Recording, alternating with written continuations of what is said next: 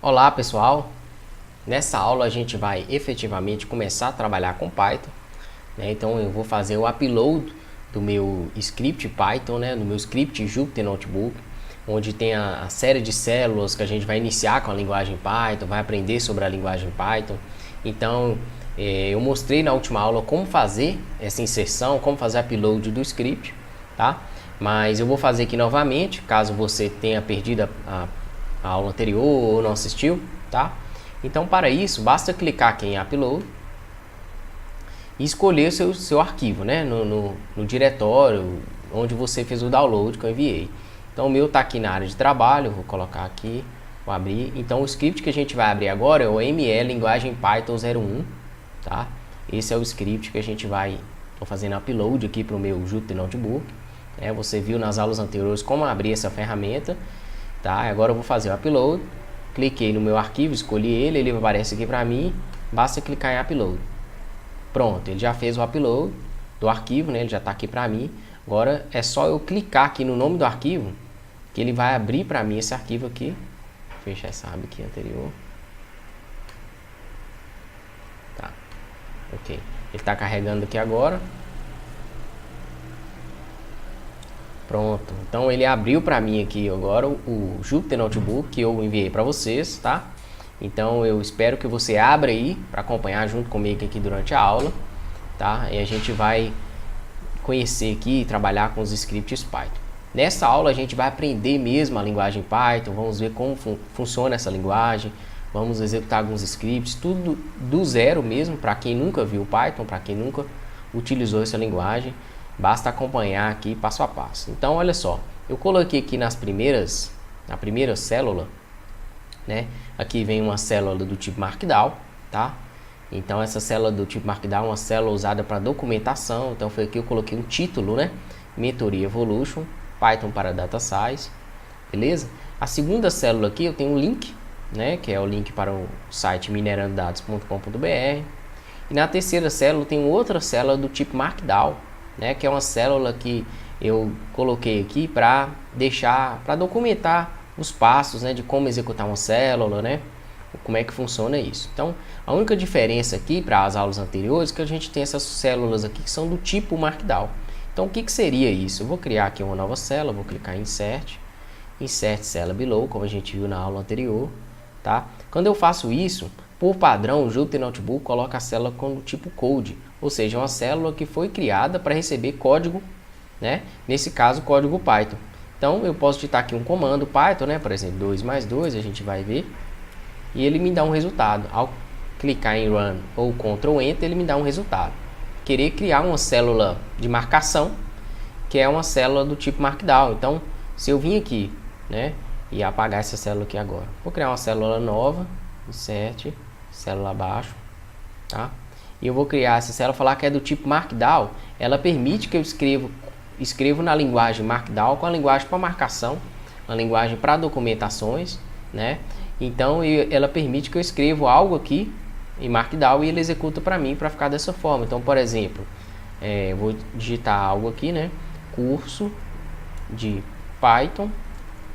E vou colocar 2 asteriscos, que é o código para dizer que eu quero escrever algo, né? Um string que vai ficar em negrito. Então, mentoria evolution. E ao mandar executar, ele vai executar essa célula para mim, né? Você percebe que aqui é um texto comum, não é um código Python, curso de Python, mentoria evolution. Então, tá no modo Markdown, ok? Então, basicamente é isso. Nessa aula a gente vai avançar no modo Markdown, até porque é um modo muito simples, é uma linguagem muito simples, usada apenas para documentação. Vamos executar. Remover isso aqui. Ok, vamos avançar. Então, olha só. Eu tenho agora, pessoal, meu primeiro comando, né? Meu primeiro comando Python, que seria print hello world, como a gente viu nas aulas anteriores. Então, comando print, né? Eu posso colocar o comando print tanto, né? Ele obrigatoriamente, no Python 3, precisa de receber por parâmetro algo que está entre parênteses. Então, print, né? Entre parênteses hello world, tá? Como é uma string que eu estou executando, né? Eu tenho que colocar isso aqui entre aspas, ok? E o comando print executa dessa forma. O comando print, né, cliquei em Run aqui, ele executou, ou executar digitando Ctrl Enter, tá? comando print executa dessa forma e também executa dessa forma, sem o espaço, né? Executa do mesmo jeito, ok? Vamos em frente. Então, como o console é interativo, pessoal, já executei aqui essa primeira célula, né? A gente basta digitar aqui Hello World e clicar e dar um Ctrl Enter, ele executa para mim também, né? Eu não necessariamente preciso colocar o print aqui na frente, tá? Não preciso necessariamente, né? No caso do Jupyter Notebook, obrigatoriamente digitar o print, né? Eu não preciso. Se eu quiser imprimir apenas a string Hello World, né? Eu posso fazer isso diretamente. Então, ok. Agora a gente vai ver, né? Igual, por exemplo, 2 mais 2, né? Para o Python, eu poderia digitar print 2 mais 2, ele me dá um resultado. Como eu estou no console Jupyter Notebook, eu posso digitar apenas um comando Python 2 mais 2 e ele vai executar também o comando para mim, que é igual a 4. Então aqui a gente já viu como fazer uma operação básica de soma, né? Beleza. Se eu fosse imprimir isso aqui, como seria? Usando o print. Print, entre parênteses, 2 mais 2, fecha parênteses, Ctrl Enter, 4 da mesma forma. Beleza. Operações básicas. Agora a gente vai ver como fazer soma no Python, como fazer divisão, como fazer subtração. Operações muito simples, né? Então já deixei as células aqui no jeito aqui, ó. Então olha só, na primeira linha aqui eu tenho o quê? Eu tenho um comentário, pessoal. Tudo que vier antes, né? Tudo que vier após uma tralha é um comentário no Python. Então o Python vai pular essa linha, ele vai ignorar essa linha aqui, tá? E não vai fazer nada. Então se eu digitar aqui, ó, esse é um comentário, né? E logo embaixo tem 2 mais 2, a gente pressionar Ctrl Enter, ele já executa para mim aqui o 4, ok? Então ele ignorou a primeira linha, que é um comentário. A segunda célula aqui, a gente tem uma divisão. Então coloquei o comentário aqui, divisão, e eu já tenho 2 barra, né? A barra invertida, né? A barra normal, desculpa, barra normal, 2 barra 2, significa 2 dividido por 2. Ctrl Enter, ele me mostra o valor, 1.0. Beleza? Então, operações básicas, né, de soma, divisão e agora multiplicação. A primeira linha é um comentário escrito multiplicação, tá? O Python vai ignorar essa primeira linha, né? E agora, como que eu faço a multiplicação no Python? 2 asterisco, né? E o valor. Então, quero multiplicar 2 vezes 6, eu faço 2 asterisco 6, Ctrl Enter, e ele me mostra o resultado aqui, ó, 12. Então, eu poderia colocar um print aqui na frente também, né? Como a gente viu antes, né? Print 2 mais 2, 2 vezes 6, ele faz a multiplicação para mim.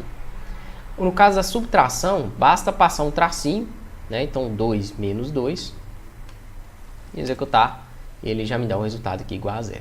Beleza? Então super simples, a linguagem Python é bem intuitiva, né? E só de eu não precisar, né, digitar o print aqui, ó, isso já economiza código para mim, né? Já fica tudo mais simples, né? Como no caso de utilização do Jupyter Notebook. Perceba, pessoal, que eu não preciso digitar o print porque eu estou usando o Jupyter Notebook, né, que é esse console interativo. Se eu estivesse executando lá no console de linha de comando ou em outra IDE, né, outra ferramenta, eu necessariamente precisaria do comando print, ok? No caso do Jupyter Notebook, ele já tem esse recurso de ser interativo mesmo, para facilitar, para dar mais produtividade. Eu não preciso de todos os comandos Python, né? Eu posso omitir o print que dá o mesmo resultado. Então, vamos em frente. Trabalhando com variáveis. Então aqui eu tenho uma célula do tipo Markdown, né, que a gente viu anteriormente, só para eu definir um título aqui, né, para documentar o meu notebook. Beleza. O que seria uma variável? A variável seria um objeto em memória, onde a gente pode alocar valores, né? Então a gente viu na matemática que a gente pode falar que x é igual a 1, y é igual a 1. O que são isso? São variáveis, né? Então, no caso do Python, é o mesmo conceito. Então, a gente tem uma variável que eu criei aqui, uma variável chamada nome, tá? Uma variável nome chama nome é igual a. Então, ou seja, eu estou atribuindo valores à minha variável nome. Então, minha variável nome agora recebe minerando dados, tá? Um string. Então, ao executar esse comando, eu vou colocar o valor minerando dados, né? A string minerando dados dentro da minha variável nome, tá? Então, executei. Eu tenho agora uma variável chamada nome. Então, como é que eu imprimo o conteúdo dessa variável? Vou criar uma célula aqui embaixo. E basta digitar nome e dar Ctrl Enter, que ele executa para mim o conteúdo da minha variável. Ele imprime o conteúdo da minha variável. Eu poderia também, né, digitar print, nome, e ele também imprimiria, né? Ele ia imprimir o conteúdo da variável nome, beleza? Então o Python tem uma atribuição, vamos continuar aqui. O Python tem uma atribuição mais flexível. Eu posso definir 3 variáveis da mesma forma numa linha de comando. Então, por exemplo, eu posso definir a variável A, a variável B e a variável C, apenas separando elas por vírgulas. Então fica A, vírgula B, vírgula C é igual a os valores respectivamente. Então seria 5, 10 e 15. Né? Ao executar esse comando, né, eu tenho agora 3 variáveis, A, B e C, cujos valores são 5, 10 e 15, respectivamente.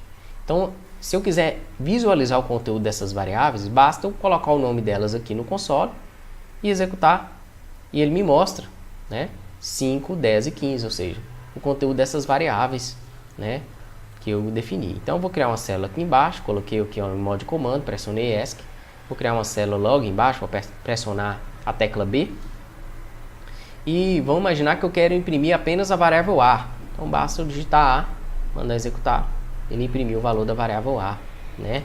Se eu quiser a variável B, a mesma coisa, olha lá, o valor da variável B, ok? Perfeito. Funções built-in. O que seria? Funções built-in são funções que são da própria linguagem Python, né? São funções que são nativas da linguagem. E essas funções têm recursos muito importantes. Por exemplo, eu posso querer retornar o tipo de um objeto ou o tipo de um valor. Então a primeira função que a gente vai ver aqui é a função type. A função type ela retorna um tipo de algo que é passado para ela por parâmetro, tá? Então se eu digitar type e passar o 5 aqui, ó, por parâmetro, ele vai me retornar o tipo, né, desse valor. Então tipo 5, type 5, ele me mostra que é do tipo inteiro, ok? Então tem um valor do tipo inteiro, né? Um valor discreto, vamos dizer assim. Se eu digitar type 5.1, né, o que ele me mostra? Ele me mostra que isso é um valor do tipo float. O valor do tipo float são valores de ponto flutuante, né? Então, ou seja, valores que são fracionados, 5.1, 5.2, 10.2, 10.5 e assim por diante, ok? São valores do tipo float no Python. Então, se eu passar agora, type, Python é uma maldição, né? Porque escraviza as pessoas. Vamos ver qual o tipo desse valor agora. Ao executar, ele me mostra que é do tipo str, ou seja, é do tipo string, ok? Beleza. A função type, pessoal, vou criar aqui uma célula abaixo, insert, below, né? A função type ela recebe também variáveis, né, por parâmetro. Então eu posso passar aqui, ó, type e o nome da minha variável que eu criei anteriormente, por exemplo, a minha variável nome, né, que a gente viu lá, uma variável nome aqui para ele, por parâmetro. Ele me mostra que a variável nome, por ela receber minerando dados, né, receber um string, ela é uma variável do tipo string, né? Então ele me retorna aqui. Eu poderia passar também type e a variável a, né? A variável a é um valor inteiro, por quê? Porque ela recebe 5, ok? Muito tranquilo, né? Funções de conversão. As funções de conversão são usadas para converter valores passados por parâmetro. Então, a função int, ela converte um valor passado por parâmetro para inteiro. Então, o nome já é bem intuitivo. Int converte para inteiro. Então, eu passei aqui, ó, um exemplo, int 3.14, né? Vou executar, ele me mostra 3. Então, ou seja, ele converteu o valor 3.14 para um valor inteiro, né? O valor inteiro seria apenas o 3. Então, ou seja, ele removeu as casas decimais aqui, né? Esse é o recurso, né, da função int. A função float, ela já converte um valor passado por parâmetro para o modo float, né? Então, 6.5 ao converter, vamos ver o que dá, ele me mostra apenas 6.5, né? Que já está no modo float, já está no modo ponto flutuante. Então, se eu digitar aqui, ó, float 6, né, e mandar executar, ele me mostra que o float agora o 6, né, foi convertido para 6.0, ou seja, o valor de ponto flutuante. Beleza? Outra função muito interessante é a função str, que é a função string, né? O objetivo dela é converter um valor passado por parâmetro para um string. Então, para o tipo string. Então, se eu falar str valor 5, né, ele vai converter esse valor para mim para o tipo string. Como que fica, né? Então o valor que era inteiro, o 5 é um valor inteiro, se transformou em aspinha 5, se transformou em um string, né? Como se fosse um texto, ok? Outra função interessante é a função list, que ela converte um valor passado para um tipo lista, tá? Então se eu passar aqui para ela list, tá? Aspinha ABC, ele me mostra, olha que interessante, ele transformou cada caractere aqui da minha string, né, ABC, transformou isso em um elemento da minha lista. Transformou uma lista cujos elementos são A, B e C, ok? Então, bem interessante esse método list aqui. Então, são funções, né, são funções built-in, são funções que já vêm nativas com a linguagem Python, que permite a gente manipular os dados, né, fazer trabalho de manipulação de dados, variáveis e recursos da linguagem, recursos nativos. Funções de arredondamento. As funções de arredondamento, pessoal, permite a gente arredondar valores. Então, a primeira função é a função round. A função round, ela arredonda um valor, né? Então, olha só, chamei a função round, passei 2.898 e ao executar ele arredonda esse valor para um valor acima, que no caso seria 3, ok? Agora eu posso também especificar a função round que eu quero arredondar para valores, mas mantendo 3 casas após a vírgula. Então eu posso passar aqui um valor maior, né? Por exemplo, 2.45, 454, etc, 55, e passo o valor, né, o número de casas decimais que eu quero manter, que eu quero usar para arredondar. Então ao executar ele me mostra, né, que ele manteve para mim aqui, ó, 2.455, ele arredondou um pouco para cima, né, e manteve 3 casas decimais. Então esse número aqui maior se tornou, né, foi arredondado para esse número aqui com 3 casas decimais após a vírgula. Vamos agora trabalhar com strings. Strings nada mais é que conjunto de caracteres, né? Então eu tenho uma frase, né, eu vou criar uma variável chamada frase. A minha variável frase, ela recebe, né, a frase, a maldição do Python, ok? E aqui, ó, na segunda linha, eu já estou colocando o nome da variável aqui, porque eu quero que o Jupyter Notebook imprima o valor para mim. Então aqui eu vou atribuir, né, vou criar uma nova variável chamada frase, tá? Essa nova variável recebe um conjunto de caracteres, né, a maldição do Python, que é um string, e agora eu vou imprimir esse valor aqui. Então, vou executar, olha só. Então aqui ele atribuiu o valor à variável frase, que nós acabamos de criar, e aqui ele imprimiu o valor, né, da variável, que é a maldição do Python. Então olha que interessante, né? A gente pode ter mais de um comando nas células do nosso Jupyter Notebook. Vetor de caracteres, índice, inicialismo em 0. Então agora a gente vai ver que a gente pode trabalhar com strings como se elas fossem listas. Então olha só, eu tenho uma variável chamada frase, essa variável frase a gente viu aqui que ela tem o valor a maldição do Python. E agora eu quero imprimir, eu quero fazer um slicing dessa variável, tá? Eu quero imprimir alguns caracteres, um conjunto de caracteres, uma faixa e assim por diante. Então se eu falar frase, colchete, 0, passar o valor 0 aqui dentro de um colchete, olha o que ele me retorna. O Python me retorna apenas o primeiro caractere da minha variável, ok? Por quê? Porque eu passei o valor frase aqui, valeu a minha variável frase, e entre colchete eu passei o índice do meu vetor. E o índice do meu vetor, dos meus caracteres, começam em 0. Então, de forma que o primeiro caractere está no índice 0, o segundo caractere está no índice 1, o terceiro caractere está no índice 2 e assim por diante. Então, frase, né, colchete 0, imprime apenas o primeiro caractere. Ok? Se eu quisesse imprimir, vou criar uma célula aqui embaixo. O segundo caractere seria frase, índice 1. E ele me mostra aqui, ó, um espaço, né? Que vem a espaço maldição. Então, ou seja, o caractere de índice 1, que seria o segundo caractere, ele é um espaço vazio. Ok? O caractere de índice 2, que seria o terceiro caractere, é o M. Né? Então, o primeiro é o A, o segundo é o espaço e o terceiro é o M. Bem tranquilo. Agora, se eu quiser imprimir uma faixa de caracteres, basta passar o caractere de início e o caractere de final, né? E se colocar isso entre dois pontos e ele vai imprimir para mim essa faixa de caracteres.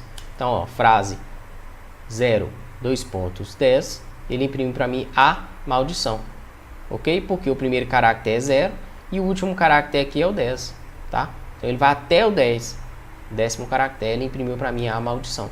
Então eu posso manipular a minha string, né? Ler partes dela, ler caractere por caractere e assim por diante. Se eu quiser ler a partir de um índice adiante, eu posso definir aqui, ó, o índice do caractere que eu quero começar, 2 pontos e não colocar nada. E ele vai imprimir para mim aqui todos os caracteres em volta, seguintes. Então, frase 14 em diante é Python só. Então, começa aqui, o P, e vai até o final. Agora, a gente vai ver alguns métodos, que são alguns métodos do objeto string. Vamos começar com o método Lauer. O método Lauer converte a string para minúsculo. Então, eu tenho a minha frase, né? A minha variável frase. Eu posso falar frase.Lauer. Por quê? Porque a frase é um objeto do tipo string e Lauer é um método desse objeto. Então, eu posso falar frase.Lauer e ele vai colocar todos os caracteres da minha string em minúsculo. Olha que interessante. Frase.Lauer. Ele pegou todos os caracteres, a maldição do Python, e colocou tudo em minúsculo para mim. Então, isso é bem interessante, né? Já o método upper é o método que converte a string em maiúsculo. Então, se eu digitar frase.upper e executar, ele retorna a frase inteira em maiúsculo para mim, ok? Então, isso é muito útil quando a gente está manipulando o texto, manipulando strings. Já o método capitalize, né? Ele converte apenas os primeiros caracteres em maiúsculo. Então, olha só, eu digitar frase.capitalize, ele imprime para mim aqui, ó, a maldição do Python, ou seja, só o primeiro caractere ficou maiúsculo, o resto todos se tornaram minúsculos, ficaram minúsculos. Agora eu tenho outro método muito legal que chama isLauer, que ele retorna true caso todos os caracteres da string são minúsculos, forem minúsculos, né, nesse caso. Então, frase.isLauer, ele me mostra todos os caracteres são minúsculos? Não, né? Porque a gente tem caracteres maiúsculos lá. Então, se caso todos os caracteres fossem minúsculos, ele retornar true. Já o método split, ele quebra a string em a lista de caracteres. Então, olha que interessante. Eu tenho a minha frase, a maldição do Python. Se eu falar frase.split, usar o método split, o que ele vai fazer? Ele vai quebrar as minhas palavras, né, a minha frase, em palavras quando ele encontra um valor vazio, um espaço vazio. Então, olha como que fica isso. Então, frase.split, ao executar, ele coloca para mim aqui, ó, ele cria uma lista para mim, ele me retorna uma lista de elementos, né? Então, ficou o A, como o A, depois do A vem um espaço, o A virou um elemento, maldição virou outro elemento, do Python virou outro elemento. Então, ele me retornou uma lista de elementos, lista de palavras. Muito interessante o método split, né? Ele é um método muito usado. Eu poderia passar aqui por parâmetro qual é o caractere que eu usaria para separar. Então, se eu tivesse A, né, 2 pontos ou ponto e vírgula, eu quisesse separar por isso, basta definir aqui o caractere que eu gostaria que o split usasse para separar os meus caracteres, as minhas palavras. Essa aqui, ó, frase.split. Toda vez que ele encontrasse um ponto e vírgula, ele separaria as palavras, né? Nesse caso, a gente não tem nada, a gente não tem nenhum ponto e vírgula na nossa string, ele não separa nada, ele retorna a frase inteira, ok? Agora, se eu não passar nenhum valor por parâmetro, né, aqui para o split, por padrão ele busca espaços em branco e ele retorna uma lista de elementos, que seria a maldição do Python. Muito interessante essa função, esse método. O último método que a gente vai ver aqui nessa aula é o método count, que ele retorna a quantidade de vezes que uma string, né, que foi passada por parâmetro, aconteceu dentro da string maior. Então, olha só, eu tenho a frase a maldição do Python. Imagine que eu quero contar quantas vezes que a palavra Python apareceu ali na frase. Então, se eu digitar frase.count e passar o parâmetro por parâmetro a palavra Python, ele vai me devolver quantas vezes que a palavra Python foi executada. É bem interessante esse método, né? Quando a gente está trabalhando com strings maiores, né? A gente quer contar quantas vezes uma determinada palavra apareceu, né, naquela string, naquela frase, por exemplo, esse método é muito útil. Então eu espero que você refaça isso aqui que eu fiz, execute todas as células, teste outras opções, mude alguns valores, entenda bem essa parte básica aqui, que é a parte de manipulação de strings e de variáveis. Nas próximas aulas a gente vai avançar, então a gente vai trabalhar com listas, vai trabalhar com dicionários, vai ficar mais interessante, tá? E você vai conhecer melhor da linguagem Python para a gente partir para a parte de Data Science. Eu vejo você na próxima aula, um grande abraço, valeu!